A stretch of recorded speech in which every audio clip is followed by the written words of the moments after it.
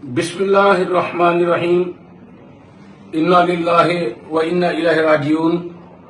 آج 13 اکتوبر اہلیان پاکستان کے لیے اور بالخصوص اہل سنت پاکستان کے لیے بلیک ڈے ہے، اور پاکستان کی تاریخ کے سب سے بڑے قتل عام کے تناظر میں تحفظ ناموس رسالت محاذ کا ہنگامی اجلاس زیر قیادت صاحبزادہ رضا مصطفیٰ نقشبندی جو صدر تحفظ ناموس رسالت محاذ ہیں ان کی قیادت میں ہوا، اور جملتاً بہت سی تنظیموں کے نمائندگان کی یہاں شرکت ہوئی، اور اس اجلاس کے اندر کچھ فیصلے کیے گئے۔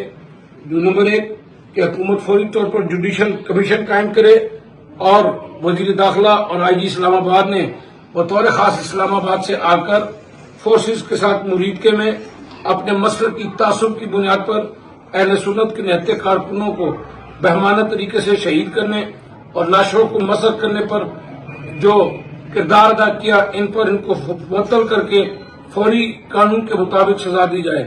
آج 13 اکتوبر کو یوم سیاہ قرار دیتے ہوئے ہم اہلیان پاکستان سے پہیہ جام ہڑتال کی اپیل کرتے ہیں اور 3 روزہ سوگ کا اعلان کرتے ہیں، اور ہم مقتدرہ قوتوں سے گزارش کریں گے کہ ایسے فیصلے کسی کے حق میں بہتر نہیں ہے۔ اہل سنت کے جملہ جو زخمی ہیں ان کا مکمل علاج کیا جائے، شہداء کی لاشیں ان کے ذمہ داران کے سپرد کی جائیں، ان کی باوقار طریقے سے تدفین ہو۔ آج غم کا دن ہے، ہم شدید غم کی کیفیت میں آج یہاں یہ مطالبہ کرتے ہیں کہ ریاست کا کردار ایک مدر کریکٹر ہوتا ہے، اور ماں اپنے بچوں کو خود اپنے ہاتھوں سے نہیں مارتی۔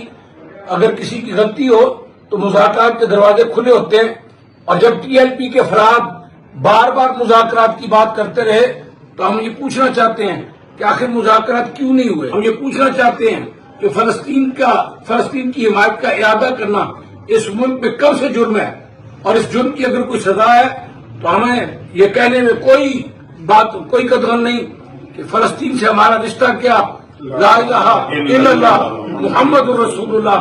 فلسطین کے لوگوں کے ساتھ ہمارے دل کل بھی دھڑکتے تھے، آج بھی دھڑکتے ہیں، اور کل بھی ہم ان کی حمایت کرتے تھے، آج بھی کرتے ہیں اور آئندہ بھی کریں گے۔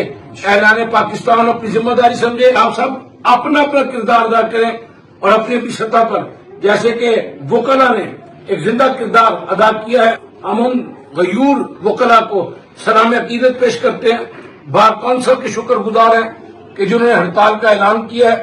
اہل سنت کی جملہ تنظیمات، جماعتیں، مدارس، آستانے 3 روزہ سوگ کا اعلان کرتے ہیں، اور حکومت وقت سے ہمارا مطالبہ یہی ہے کہ لاشیں جو ہیں وہ ورثاء کے حوالے کی جائیں، غریبوں کا بھرپور علاج کیا جائے، اور جو کوتاہیاں ہوئیں ان کا ازالہ کیا جائے، ورنہ یہ آگ اگر پھیلی، ملک اس کا پہلے متحمل نہیں، اور ملک کی بارڈر کی صورتحال وہ پہلے ہی آپ کے سامنے ہے۔ کرتے کہ حکومت فوری طور پر ان نااہل وزراء کو خاموش کروائے کہ جو اس جلتی پر تیل جلا رہے ہیں۔ ہم حکومت سے یہ بھی مطالبہ کرتے ہیں کہ وہ ٹی ایل پی کی قیادت کے ساتھ بیٹھے اور ان کے ساتھ مذاکرات کر کے فوری طور پر اس کو حل کیا جائے۔ ہم یہ سمجھتے ہیں چھپے ہوئے قادیانی یا قادیانی نواز جو لابی ہے اس کی بدبو آ رہی ہے، اور ہمیں اس میں مسل کی تعصب کی بدبو آ رہی ہے، ہمیں اس میں اسرائیل کو تسلیم کرنے کی بدبو آ رہی ہے۔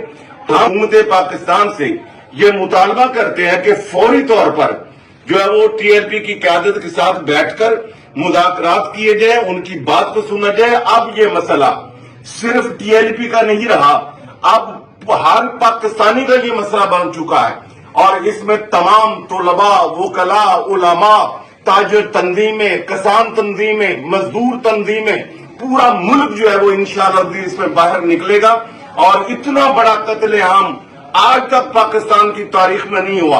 اور ہم تمام اہل سنت کی تنظیموں کو، اداروں کو، مدارس کے لوگوں کو ہم یہ گزارش کرتے ہیں کہ وہ صبر کا دامن ہاتھ میں تھامے رکھیں، اور یہ ملک ہمارا ہے، ہمارے اکابرین نے بنایا ہے، اور ہم نے اس میں آگ نہیں لگانی، مگر یہ کہ ہم نے امن کو قائم کرنے کے لیے جو قربانی دینا پڑے انشاءاللہ ہم دیں گے۔ دعا کریں گے۔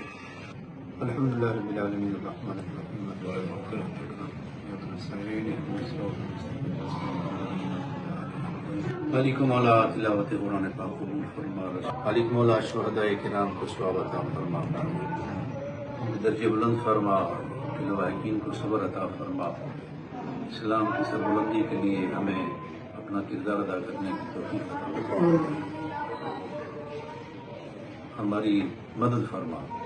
رب اغفر وارحم انت خیر الراحمین وصلی اللہ علیہ وسلم.